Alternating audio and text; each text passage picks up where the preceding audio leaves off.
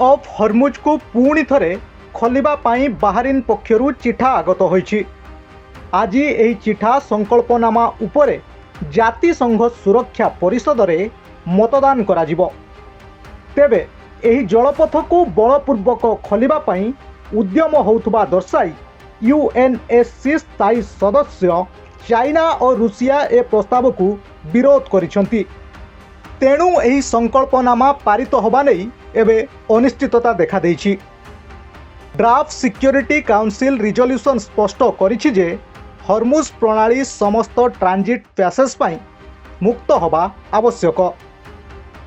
କାରଣ ହର୍ମୁଜ ପ୍ରଣାଳୀକୁ ଖୋଲିବା କିମ୍ବା ଏହା ଉପରେ ନିୟନ୍ତ୍ରଣ କରିବା ଅଧିକାର କୌଣସି ରାଷ୍ଟ୍ରକୁ ମିଳିନାହିଁ।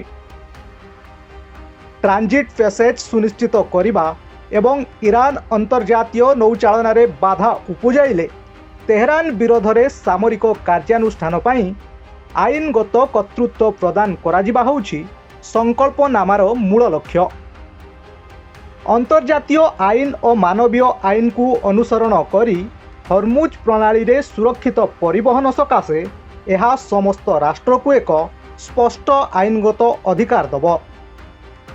ହର୍ମୁଜ ଉପରେ ଅନୁଧ୍ୟାନ କରାଯାଇ ପ୍ରତି ମାସରେ ଜାତିସଂଘ ମହାସଚିବ ଆଣ୍ଟୋନିଓ ଗୁଟେରସ୍ଙ୍କ ନିକଟରେ ରିପୋର୍ଟ କରାଯିବ, ଯଦ୍ୱାରା ୟୁଏନ୍ଏସ୍ସି ନୂଆ ଘଟଣାକ୍ରମ ଉପରେ ଅଧିକ କାର୍ଯ୍ୟାନୁଷ୍ଠାନ ନେଇପାରିବ।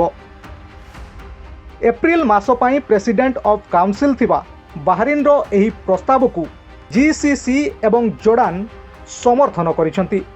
15 ସଦସ୍ୟତା ବିଶିଷ୍ଟ ସୁରକ୍ଷା ପରିଷଦରେ ଶନିବାର ଏହା ଉପରେ ଭୋଟ କରାଯିବ। ତେବେ ବଳ ପ୍ରୟୋଗ ଜରିଆରେ ହର୍ମୁଜ ଖୋଲାଯିବା ପ୍ରସ୍ତାବକୁ ରୁଷିଆ, ଚାଇନା ଓ ଫ୍ରାନ୍ସ ଭଳି ଭିଟୋ କ୍ଷମତା ସମ୍ପନ୍ନ ସ୍ଥାୟୀ ସଦସ୍ୟ ବିରୋଧ କରିଛନ୍ତି। ତେଣୁ ପୂର୍ବ ଚିଠା ପ୍ରସ୍ତାବର ଭାଷାରେ ପରିବର୍ତ୍ତନ କରାଯାଇଛି। ବ୍ୟୁରୋ ରିପୋର୍ଟ, ଧରିତ୍ରୀ ଲାଇଭ୍।